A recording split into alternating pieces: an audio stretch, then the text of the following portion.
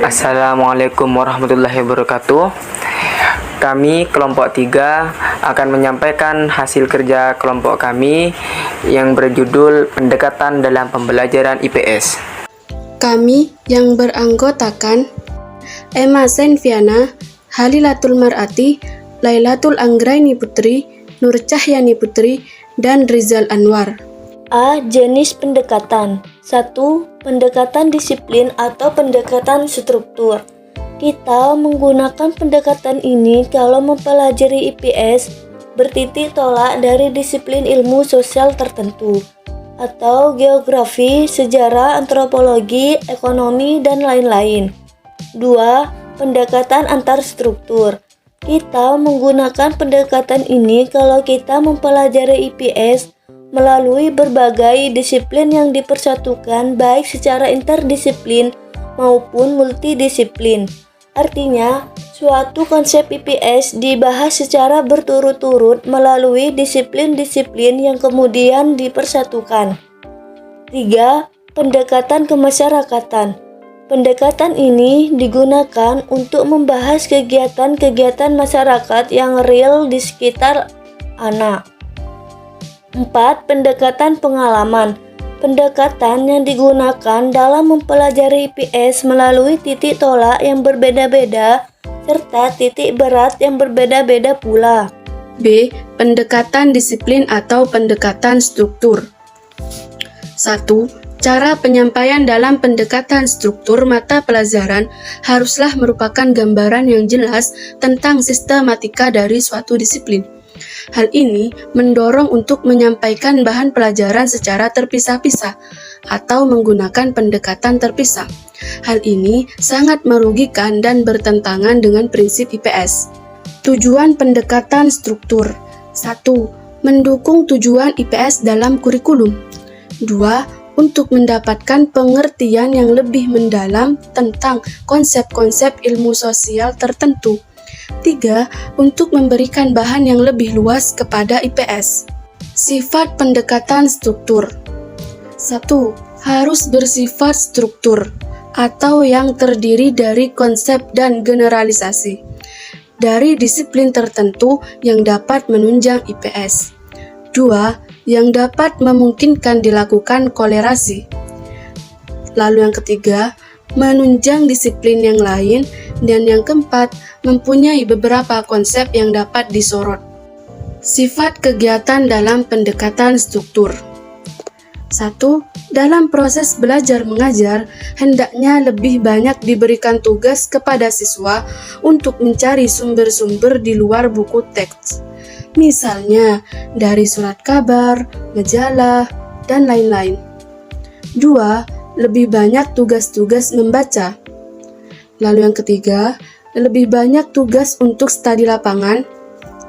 Dan yang keempat, tiap-tiap tugas haruslah diakhiri dengan karya tulis kelompok atau perorangan. Penggunaan pendekatan struktur di dalam IPS. A. Alasan-alasan penggunaan pendekatan struktur. 1. Pengaruh disiplin ilmu-ilmu sosial di dalam IPS sangatlah besar. 2. Untuk mendapatkan gambaran tentang kontinuitas antara konsep-konsep ilmu sosial tersebut. 3. Untuk mendapatkan gambaran tentang struktur dari ilmu-ilmu sosial tertentu. 4. Untuk mendapatkan kedalaman pembahasan tentang konsep-konsep ilmu sosial tertentu. Penggunaan pendekatan struktur disiplin di dalam IPS. Pelaksanaan penggunaan pendekatan disiplin dalam IPS. 1. Memilih pokok-pokok bahasan atau sub-pokok bahasan dalam kurikulum yang tidak disampaikan melalui pendekatan interdisiplin, multidisiplin, atau kemasyarakatan. 2. Menyusun pokok bahasan atau sub-pokok bahasan dari kurikulum yang mempunyai hubungan atau relevansi yang erat menjadi suatu unit. 3. Mengambil pokok-pokok bahasan yang dianggap kunci untuk dijadikan inti yang kemudian didukung oleh konsep-konsep lainnya. Kesulitan-kesulitan yang dihadapi. Yang pertama, penyusunan suatu pembelajaran dengan pendekatan ini adalah sangat sulit karena tidak adanya pedoman yang tegas untuk memilih pokok bahasa kunci dan bahasa pendukung. Yang kedua, Pandangan tiap-tiap pengajar tentang suatu konsep ke dalam maupun keluar sangat tergantung pada latar belakang pendidikannya. Yang terakhir, peraturan guru untuk mempertautkan konsep-konsep sangatlah terbatas dan dipengaruhi oleh beberapa faktor, antara lain waktu, kesempatan, dan lain-lain. Pendekatan antar struktur atau interdisipliner. Pendekatan ini merupakan pendekatan di mana bahan atau konsep disusun atau dibahas berturut melalui beberapa disiplin, misalnya sejarah, geografi, sejarah ekonomi, dan sosiologi. Kesulitan penggunaan pendekatan ini dalam pelaksanaan pengajaran IPS dapat dimaklumi mengingat bahwa dewasa ini kita belum memiliki guru IPS yang generalis. Tetapi hal ini dapat diatasi melalui tim teaching pada saat memprogram atau waktu melaksanakannya. Sesungguhnya, dalam pelajaran IPS yang bersifat broad-field ini dapat dibedakan adanya dua jenis pendekatan, yaitu yang pertama, pendekatan multidisiplin, dan yang kedua, pendekatan interdisipliner. 1. Pendekatan multidisiplin.